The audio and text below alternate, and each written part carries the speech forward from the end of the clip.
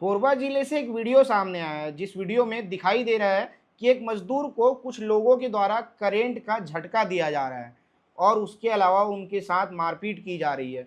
जो ठेकेदार होते हैं वो अलग अलग राज्यों से मजदूर लाते हैं और मजदूर लाकर काम करवाते हैं।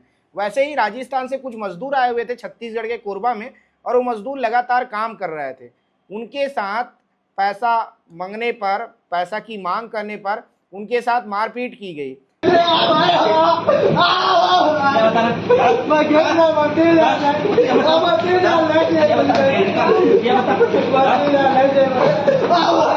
उन लोगों को करंट का झटका तक दिया गया। आप देखेंगे तो आपका भी दिल दहल जाएगा उस वीडियो को देखकर।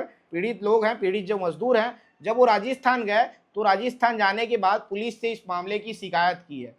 पुलिस से शिकायत करने की बात में लगभग वहां से एक नाबालिग सहित 5 आरोपियों को पुलिस ने हिरासत में ले लिया है। पूरा पीटने का जो वीडियो है वो तो मैं आपको दिखा नहीं पाऊंगा, लेकिन ब्लर करके मैं आपको दिखाता हूँ कि किस प्रकार से उन लोगों के साथ बेह रहा है।